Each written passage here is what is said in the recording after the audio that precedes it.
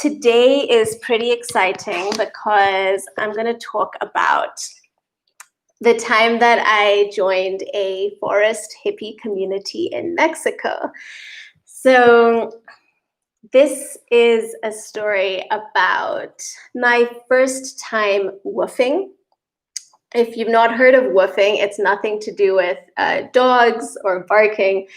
It stands for Worldwide Opportunities on Organic Farms, or Willing Workers on Organic Farms, if I got the acronym right. And basically, it's one of my hacks to traveling, and it's how I it's one of the ways in which I managed to travel for very cheap and to go to beautiful places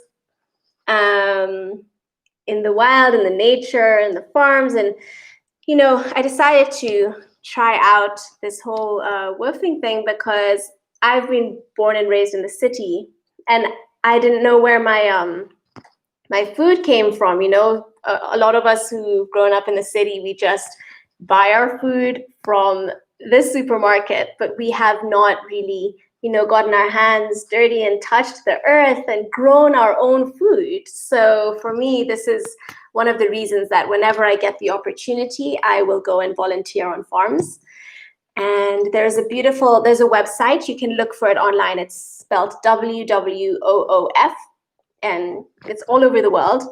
And you can find opportunities to go and volunteer your time on farms, and there's no money involved. In return for your labor, around between 4 to 6 hours in a day, you get accommodation, board, and food, and you get to connect with a lovely community, and it's good vibes all around. A lot of these places are really revolutionary in the way they think, very open-minded, conscious communities, organic farming, and forward-thinking, new ideas, sort of living off the grid, and a lot of conscious lifestyle. So it's a lot of learning and exchange that goes on there. So I can see that we have another person who's joined. You can say hi. I'm wondering if it's Kizia or someone else. And I can see Edgar and Shire on the show. So hello and welcome. And I'll just get started with the story. So basically, I found a place. I just, when I was heading off to backpack in Mexico for that month, my first time ever backpacking, I just looked up, places online because my best friend, one of my best friends from undergrad, had told me about this concept. So I said, let me try this out. I can go and volunteer on farms. Cool, meet awesome people and experience, the rural life in Mexico instead of just staying in the tourist spots. And so I found this place. It was in Michoacan, and it was in the forest, and it was called El Bosque. And so I went there and I stayed. I'm not sure how many days I stayed. Usually when you volunteer on these farms, they require you to stay at least 2-3 weeks so that it's actually worth the time and effort. And it was a really, really beautiful, beautiful place. I actually spent my Christmas there, and we didn't call it Christmas because we were accommodating of all religions and belief systems. So we renamed it and we called it Bosquebus, which is Bosque. El Bosque means forest in Spanish. So we renamed it, the celebration of the forest. And I'll just share a little bit about what life was like over there when I went. And the work day usually started at around 8:30 a.m. So we would wake up, have breakfast at 6:30 in the morning, and then we would work from 8:30 a.m. until 1:30. So that's 5 hours of work on the farm. And the rest of the day was free. We'd eat lunch at 2, and then it was free time. We would hold workshops for each other. I remember one of the girls there gave us a herbal medicine workshop because she was a herbalist. And another time, another lady gave us a class on, maybe you've come across this thing where people tie a silk to a tree and they do all kinds of, I don't know if it was acro yoga or acrobatics or what it was she was doing, but she was teaching us how to do all these cool things in the silk in the tree. And so that's actually when I realized that I needed something to be able to share with people. And so when a few years later I learned about yoga and meditation and pranayama and sound healing, I was really happy because now I feel that I actually have things that I can share with people when I go to these places. So that was generally the life there. And I'll just read you my first impressions from my diary, my trusty old diary that I've been sharing extracts from for the last couple of episodes. This was my first impression of El Bosque. It's a really cool place. Firstly, it's an enchanted forest. Beautiful. Secondly, it's all about living in a way that conserves nature rather than destroying it. It's definitely a super hippie place. I didn't know before now that one of the reasons that hippies have a reputation for not bathing much is a desire to conserve water. Side note here, just a pause from that diary. I identify as a hippie and I do bathe. So that stereotype that, oh, all like hippies don't bathe is not true. But ones who don't, there's a reason behind it, a moral reason, which is conserving of water. And so I'll get back to the diary. The ultimate aim here is to be entirely self-sustaining eventually. The place is completely off the central grid for water, and they get it from rain and storage, not from anything that would deprive nature. It's off the grid for electricity. They use solar, and this is why we were only able to use our electronic devices in the daytime. And it's off the grid for food, because they obviously grow their own food. And they used to grow the food in and amongst the trees of the forest. It's quite beautiful. So this is generally what the place was like. And the kind of work that I was personally involved in during my time there included planting orange tree seedlings, watering the tree nursery. I did a bit of construction work because they were rebuilding this sort of public area. I helped out with some painting. I got to paint a wall for the first time, which was really fun. And I had a picture of this, which I wanted to share with you, but this live streaming software thing, my cave woman self could not figure it out. So what I'm going to do is I will post the pictures to my Facebook page.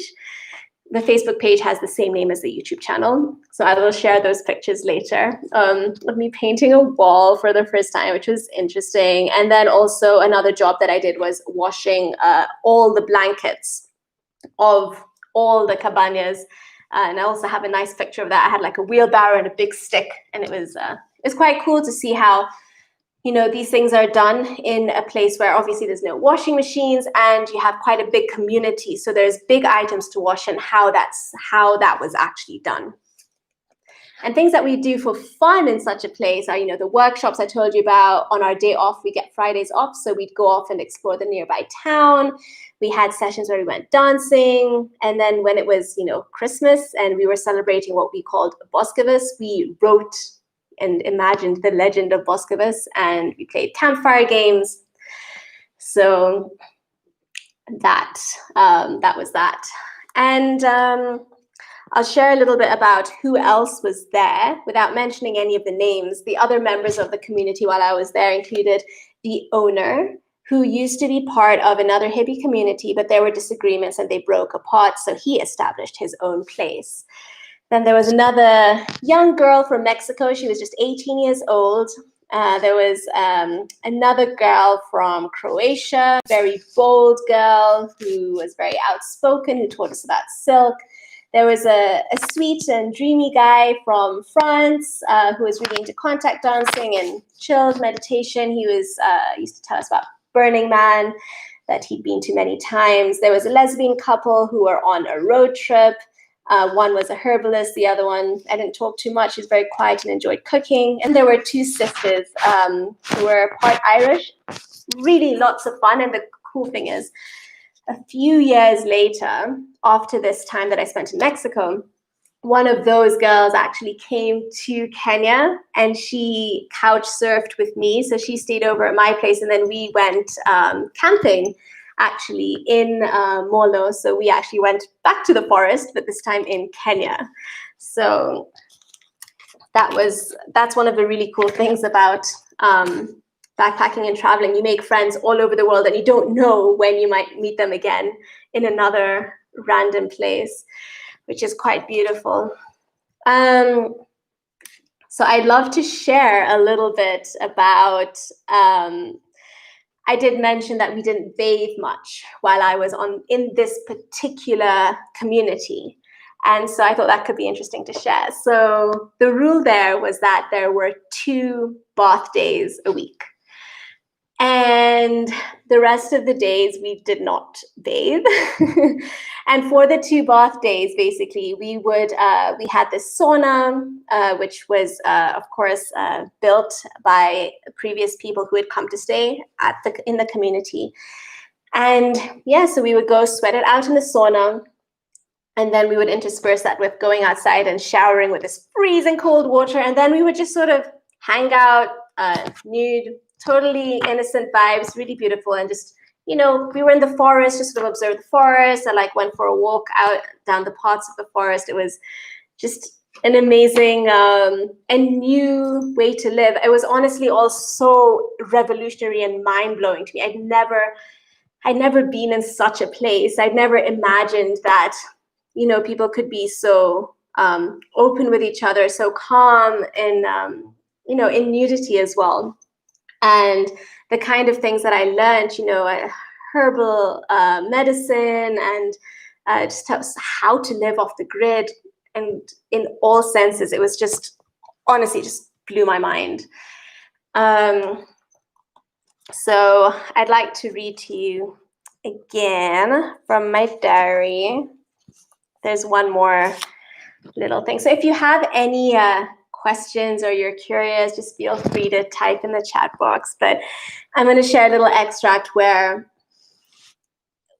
I think I mentioned in the last episode how when you're traveling alone, you often get the time to step away from your day-to-day life, your routines, your habits, your comforts, and you actually get to interrogate, am I really doing what I want to be doing in my life?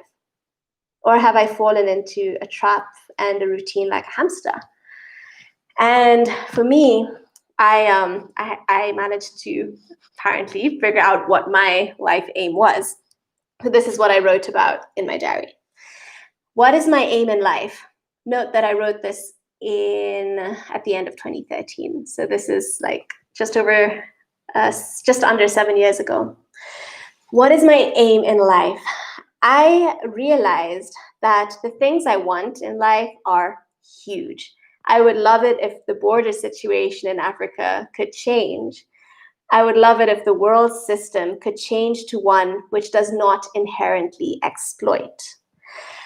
And then the next item I starred, so apparently this was my main one. I wrote here, my ultimate aim in life, to achieve maximum widespread happiness amongst the human population. And then another point, I would love for people to be living sustainably and not screwing over others or future generations. And finally, I wrote that I would love if we could have a world culture of caring about others before oneself, especially in leaders, rather than one of personal gain before all. So I then concluded by saying, I'm a dreamer, all right, always have been. And obviously this won't all happen. I won't get to see all this in my lifetime. But I definitely want to do something significant and personally contribute to improving the situation of a lot of people and contribute towards raising the level of happiness in the world. This is possible.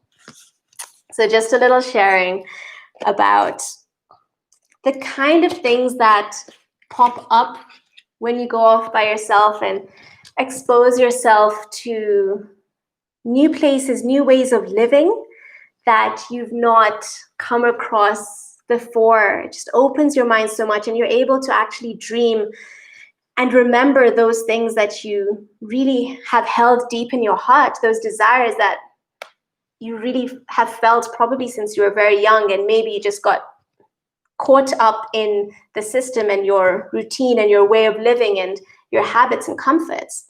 But when you get out there and you meet people who are doing all these crazy revolutionary things, suddenly something clicks, and you say, hey, you know what, this is what I really want to be doing, and I think there are ways that I can actually do this. And so this was one of the periods in my life that actually sparked the changes that have occurred in the last 7 years and have completely transformed the way that I live, from someone who just tasted backpacking and now has become a full-time backpacker. I do not work in the system anymore. I do not work a 9-to-5 job. All my work, everything that I do are things that I love, and they are all aimed towards sharing peace and joy and happiness and a revolutionary way of living that is less selfish and caring more about nature. So I do, it's part of the reason that I'm sharing all these stories and on my blog and in this YouTube, because I really would love to inspire people, others who are, maybe haven't explored the dreams that you have, those crazy dreams you have in your head. You can do them. Or maybe there's others out there who've, been living those crazy dreams and then they got stuck again. Just get back out. And those who are doing it as well, we keep doing it. So anyways, I think I can see a couple of questions from Kazia. I'm so glad you managed to get on the call. I know you were struggling a little bit to get on. So let me just read your questions. When and why did you start traveling? So this story that I just told you about this forest hippie community in Mexico was my first time traveling, and this was the first experience that I had, volunteering on farms through woofing. And why I started traveling, well, the first trip, it was just adventure. I just was curious to try this thing of solo backpacking.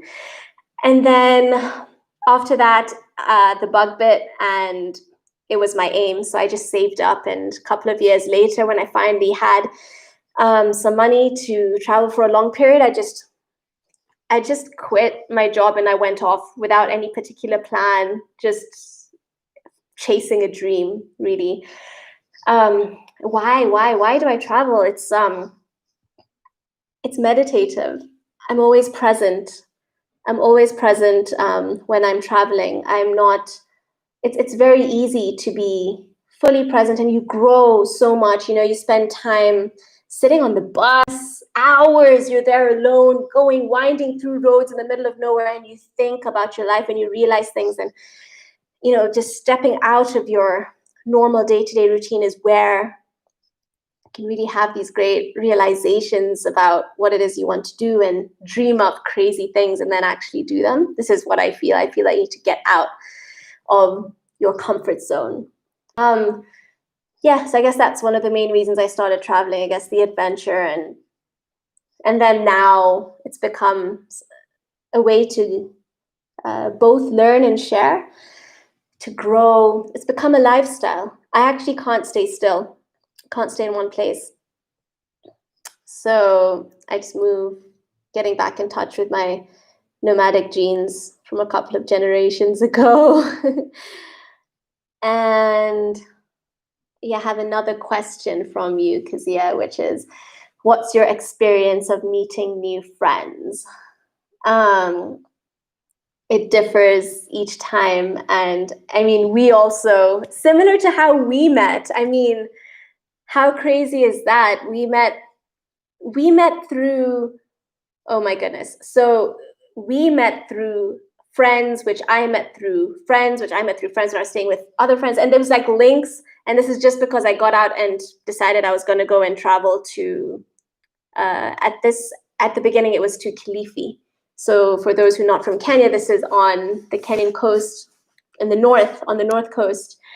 And I decided that I wanted to go and spend some time doing some writing and some art, and ended up staying with some friends who had started an artist residency space. And then through there and through one of those friends, I met another group of artists and musicians who were traveling around with the message, spreading the message of love. And then that's how I met you, Kazia, which is amazing. And now we're friends. So I guess that's just how it goes. It's just, people show up along the way, and you just become friends. And sometimes it works, sometimes it doesn't. I mean, I can remember a few experiences where I have been in a hostel and I've just not gelled with anyone there. There's times when I remember having the first time I backpacked in Colombia, and I had to spend the whole day with a really arrogant, sexist dude the whole day. And I just remember thinking, oh no, why do I have to do this? So it doesn't always work out. I remember in Mexico as well, there's another guy I made friends with, and he was just a bit too talkative, like he wouldn't shut up. So it's fine, but at the end of the day, it's all good vibes and learning, and it's an adventure, I've come away with some very, very good friends, lifelong friends, to be honest, and we keep in touch till date, and it's beautiful. So thank you for those questions. To those who've just joined the show, welcome, and feel free to type into the chat and let me know who you are, if I've met you, if I've not met you, and if you have any questions. Today, we've been talking about the time that I volunteered in a forest hippie community in Mexico, living off the grid. And I shared a little bit about my time there. So if you have any questions about that, feel free to type into the chat box. But otherwise, I'll read you my last extract from my diary, which is interesting. So I decided that, I'll just read it to you. I don't think I could live somewhere like here, so far away from the rest of the world. This is interesting because I had the same reaction when I stayed in actually my favorite eco-village, which was in Peru. I think I actually need a little bit of that hustle and bustle, or at least access to a city, access to people. I love the peace and quiet, but sometimes I just need that interaction a bit more. Just need to be a little bit in the action of things, have the possibility of going out dancing, But I don't know, maybe that's changed. These days I'm a bit more into meditation, so maybe I'd enjoy living in a remote forest community. Nah. And then that other quote that I wanted to share was that I wrote, I need to shower more than they do here. I get the whole lifestyle change thing to conserve water, but no, I like being clean. Also, I would rather wash my hands after the toilet rather than using hand sanitizer. Yes, I mean, it's different. In each place that you go, there are different rules, and you don't actually have to follow them. Had I wanted to, I could have showered there, but I would have been the only one, so I didn't. But I visited so many different intentional communities around the world. In Mexico, I did, and I visited 2. In Colombia, I visited 1. In Peru, I visited 2, 3. In Bolivia, I visited 1. In France, I did. In Kenya, I actually have as well. So there are these beautiful places all around the world where people are dreaming up and creating their own way of living, their own society, their own community. And I've actually dreamed for years of starting one myself. And then when I went to stay on them, I realized that it's a lifelong commitment to actually start up, a commune or an eco-village, and you better be ready to, live there for the rest of your life. So you better be very committed to it. So what I decided, because I have all these plans and ideas, and I visited so many, I've written it all down, and I'm going to share about this. And hopefully that'll be useful for people building their own eco-village. And I would love to help others who are building eco-villages, but not be committed to living on one forever myself, if you get where I'm coming from. Yeah, I have commitment issues. Part of the reason I'm always traveling and always moving. But Yeah, so that's it for my sharings for today.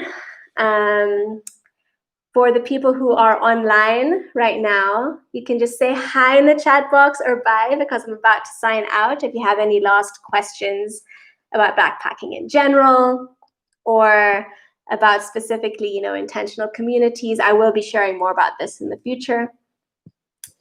You're welcome to type in the chat. You can always send me a message, via Facebook or Instagram. I have the same channels. And if you have any particular requests for episodes or ideas, I'm always open. So, like I said earlier, I have some photos that I would really love to share with you from this trip. And I will be posting them on my Facebook page. I'll share a couple of pictures of the forest community that I stayed in, just so that you can see them. And hopefully I will somehow manage to figure out this live streaming thing in the next couple of weeks or months or years so that I can share the pictures live with you. Anyways, I have a question here from Shayur.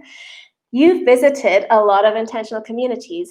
I've seen they can be hard to set up and sustain.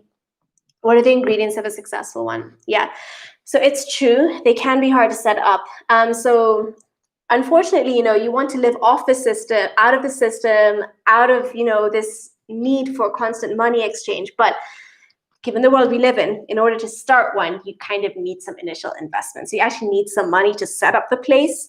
Ideally, you have a good spot of land, fertile soil where you can grow your own food, and you have access to, at least at the beginning, you have access to markets, and places to get, the seeds and everything, a source of water, and then building materials as well. So of course, there's ways of doing natural building, which is what a lot of these eco-villages do. And then in terms of sustaining, for me, a big aspect is the community and the rules within the community. So out of the ones I've been to, I've noticed that some are run according to, there's different, authority structures. So in some, you kind of have the main person who started it, and they're kind of making the rules. And then in others, you have a little bit more of a communal decision-making system, which I prefer. But there is usually a need for a little bit of authority. At least someone is making the final stamp. But it can be possible to rotate that. And I've also been thinking about models of leadership. And there's a time we were starting some kind of a movement here, which can still be revived, which would have included an eco-village and also some sort of hubs of creativity and free thinking within the city. And we have this idea of rotational leadership. So there's many ways. The thing is, when you're creating your own place, you can create whatever you want. You can dream it up. It's all, the world's your oyster, I guess. I don't know if that applies. That makes sense. Yeah. So yeah, I would say the format of the community, that's really important. I think the vibe, actually, I think that's the main thing. I think it's the core vibe to be based on love and equality and respect, and open-mindedness, and just those core values. I think that's actually at the core of setting up a successful community. The ones that break apart are the ones where the vibes aren't right. I've volunteered on ones where there's a lot of anger, and that wasn't nice. I left as soon as I could. But where I've been on ones where there's a very strong sense of value, love, and sharing, and communal decision making, and inclusion, I think that's at the core. So thank you for that question. All right, so I think it's time to sign out for today. We started a little bit late because I was having cavewoman problems with the streaming software. But anyways, we'll see what we can do. So I guess I'll wish you all a lovely Friday evening. And if you haven't already subscribed to the channel, it's here. You can click on the red subscribe button and then the little bell next to it so that you get notifications when I go live. And yep, mark your calendars for next week. Invite your friends. If there's anyone you know who's a backpacker or interested in solo travel or just getting out there and building alternative ways of living, that's what it's all about. So look forward to seeing you next week, and goodbye. Thanks for joining me.